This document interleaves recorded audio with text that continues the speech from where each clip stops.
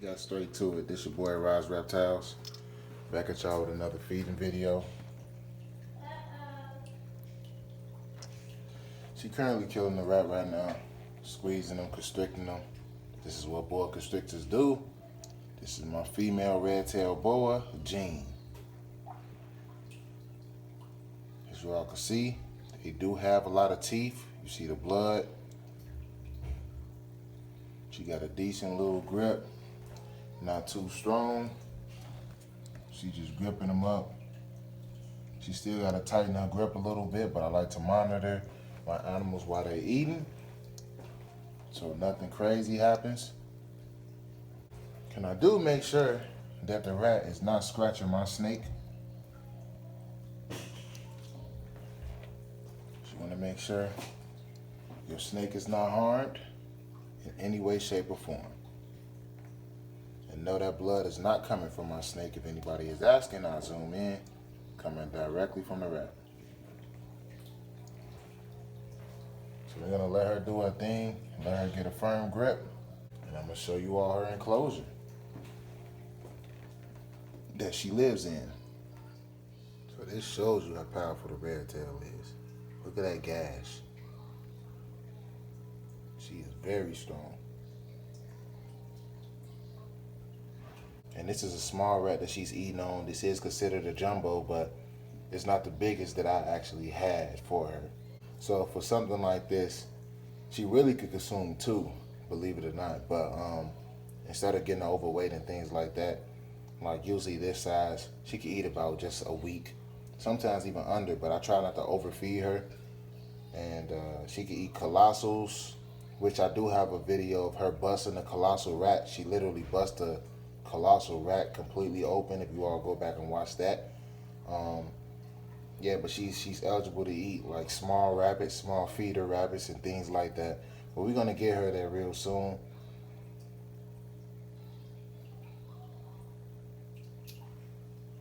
She's way more friendlier than my ball python is, believe it or not. I can have her around my neck, anybody's neck, have everybody hold her, no problems at all.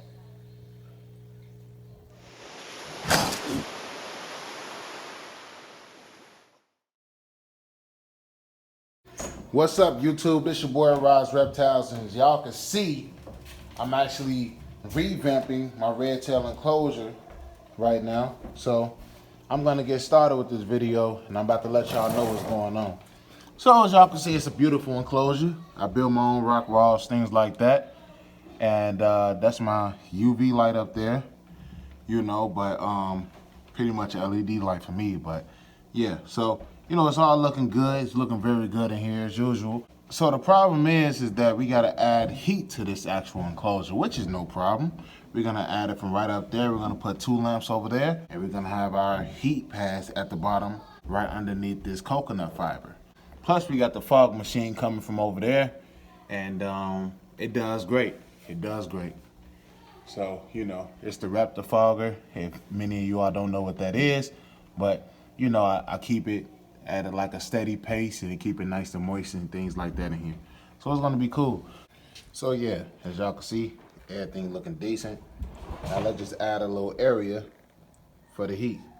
So y'all get my drift. So I got my little hooks in right there. Have to put that in place. Now all I'm doing now, I have to unscrew my old screws so I can bring this up.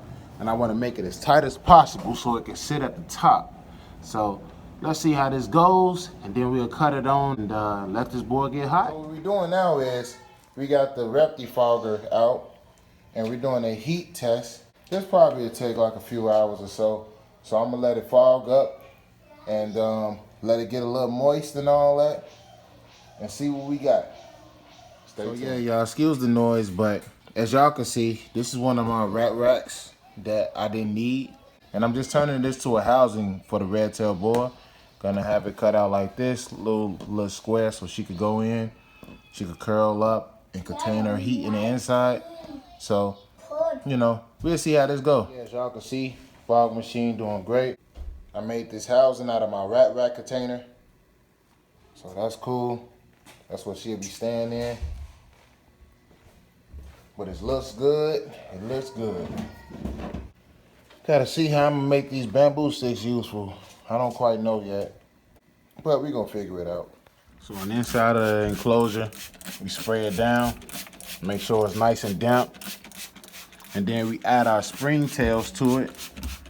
So the springtails can eat that mold if mold ever tries to come in, because you know what happens when things are wet.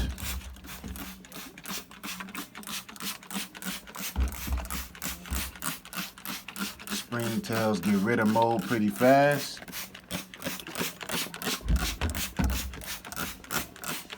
So you make sure everything damp. So I went to PetSmart and got a few ornaments. I got this big thing right here and this big thing, and plus I had the bamboo sticks from before. So my goal was to have something where, you know, the snake can at least climb on and just chill on and at least access more heat if she wanted to. So how I did it, I got these two ornaments working together in a sense. I got the bamboo stick going straight through, and now it's sturdy, can't move, can't slide, no nothing. So I think I'm gonna go with that. And this looked pretty good to me, and we're gonna put it inside. Most likely she'll curl up on it and then have her head sitting up here, you know, so we'll have to see how this go. I also have these extra plants, as y'all can see, that I just put in one. So let's see. See if this one deep enough. Nah, that one ain't deep enough. So we just gonna stuff them in the other one and keep it like that. It's probably for the best anyway. Yeah, that's the finished product. It's looking good. Let's go inside for y'all. 92 degrees in temperature, as y'all can see. Looks beautiful. It's way better than how I had it before. A little extra spice in there, everything nice. We'll put her in here after she's done feeding. She's wrapping that up.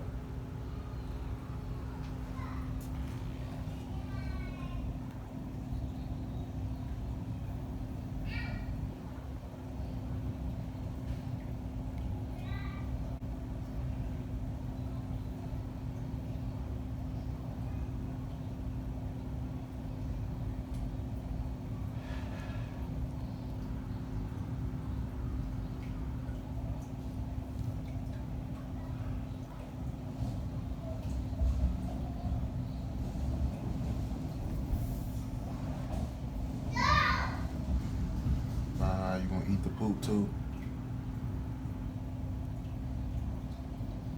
It all come out, I won't hurt you.